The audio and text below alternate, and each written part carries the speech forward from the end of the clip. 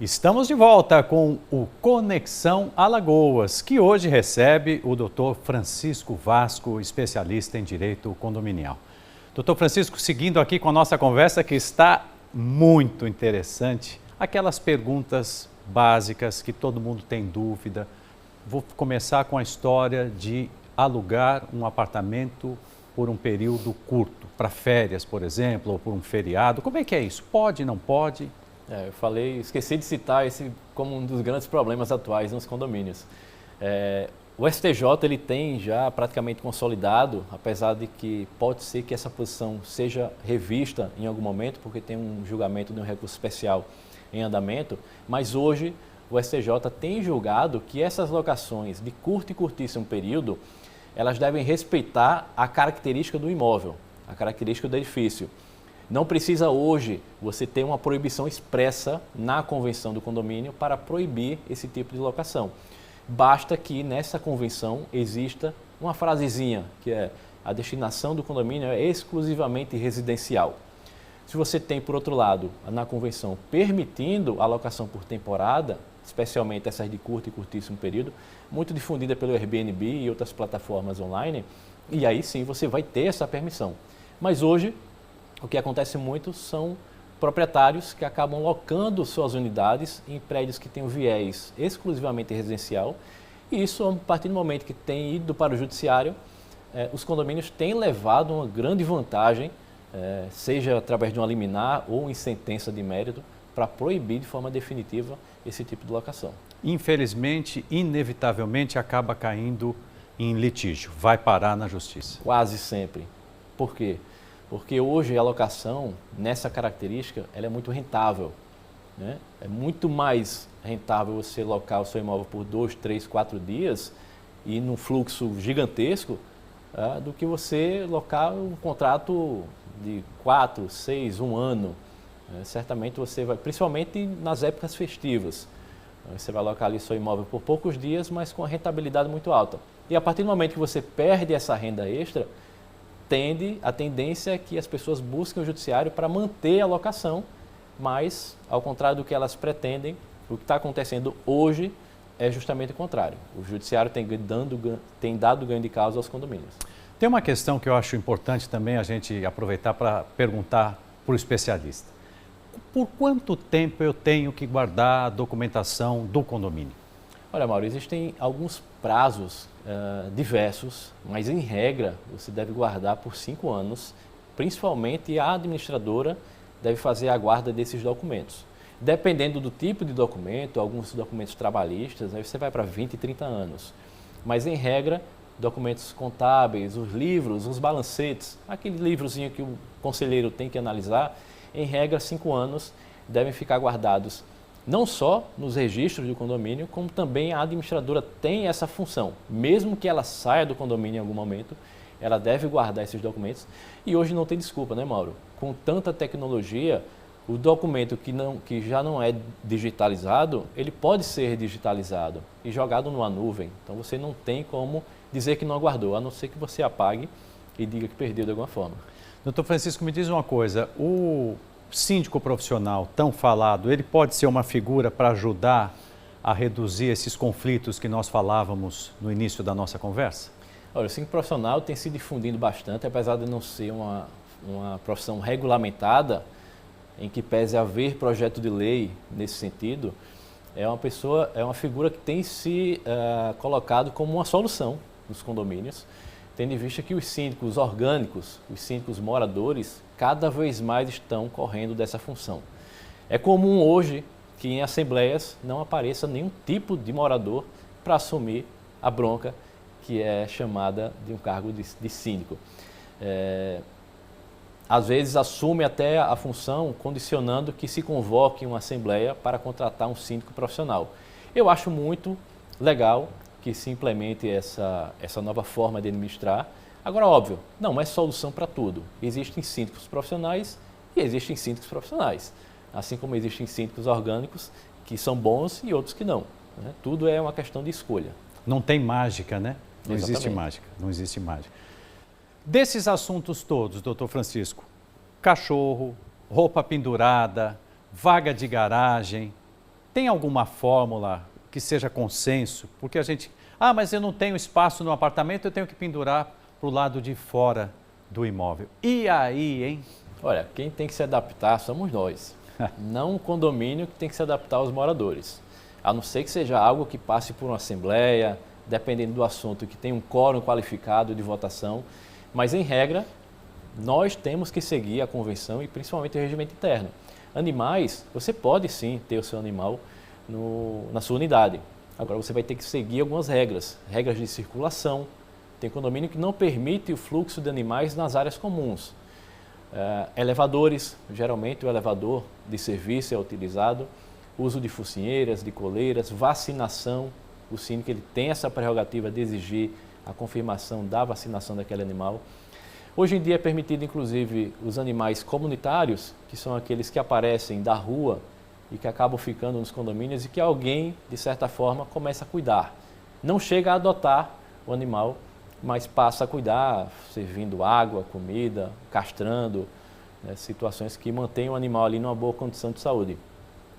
Estender roupas também é uma situação que às vezes desagrada, porque tem gente que torna a varanda como um verdadeiro varal. E dependendo da varanda, você pode até colocar naquela meia altura que ninguém vai ver do lado de fora. Exato. Mas numa varanda que você tem um espelhamento, né, um vidro, obviamente que quem está de fora vai verificar essa alteração e vai se configurar, inclusive, com alteração de fachada. Queria falar um pouquinho também, doutor Francisco, da questão da inadimplência. Sim. Porque eu acho que tanto o não pagamento do condomínio, quanto a questão de IPTU, tudo isso. Isso pode fazer com que aquela pessoa seja obrigada a deixar o imóvel? Sim, a questão da inadimplência. O ponto do IPTU, ele está muito mais relacionado a um contrato de locação entre o inquilino e o proprietário do imóvel.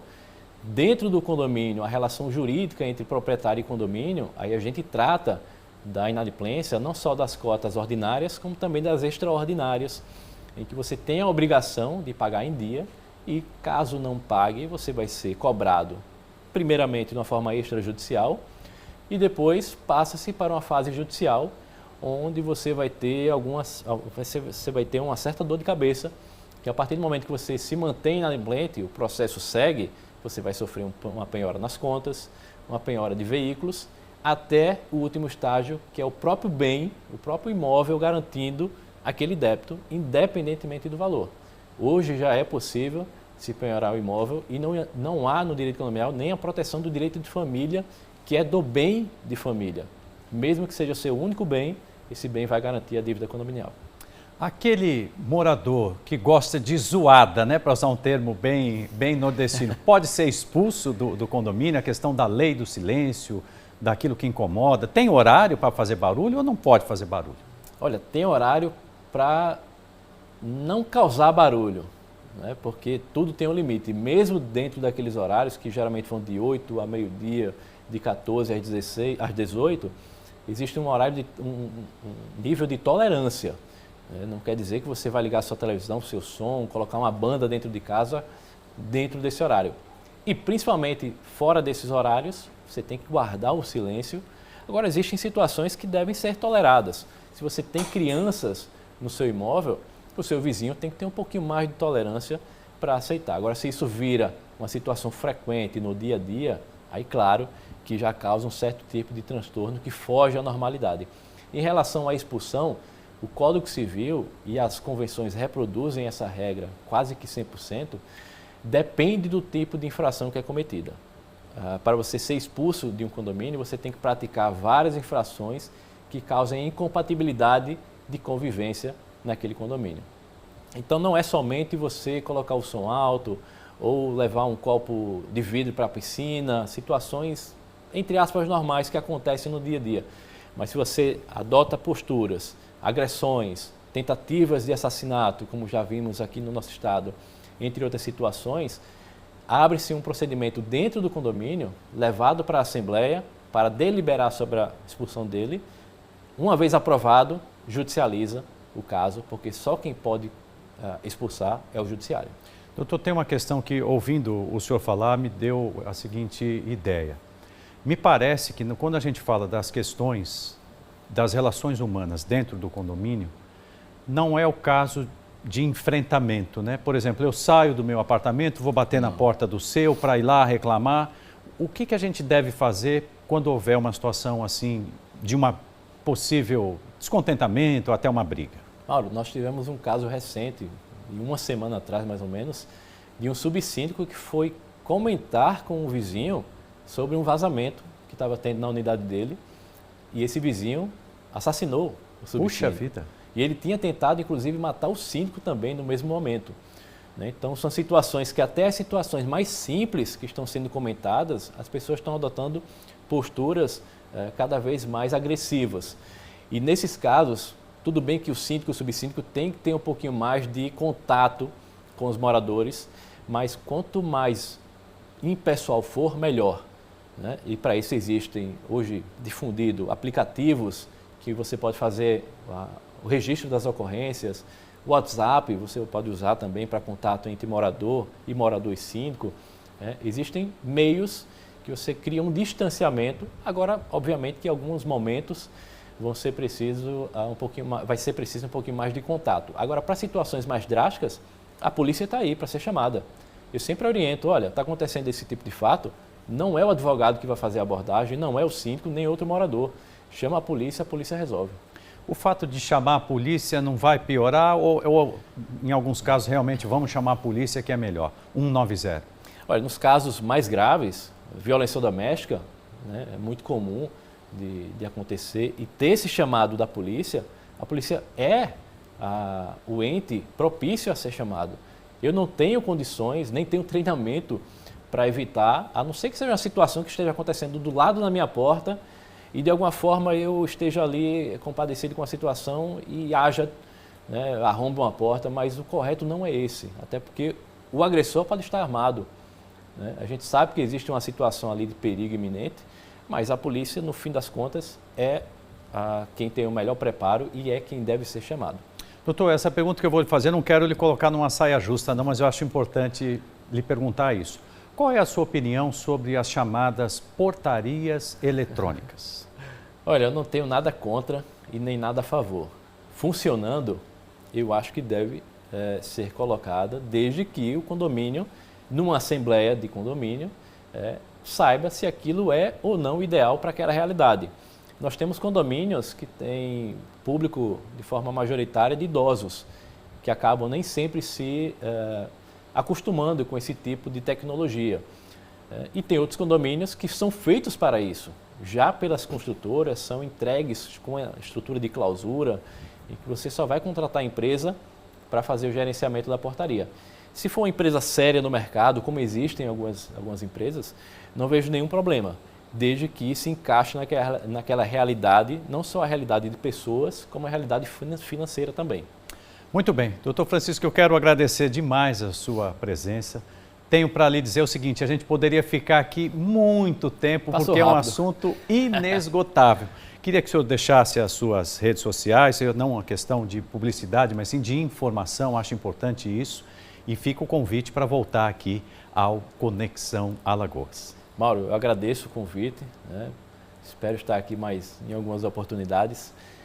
Eu tenho minhas redes sociais, não vou divulgá-las por uma questão de controle da própria OAB, mas o pessoal, se jogar meu nome lá, acha.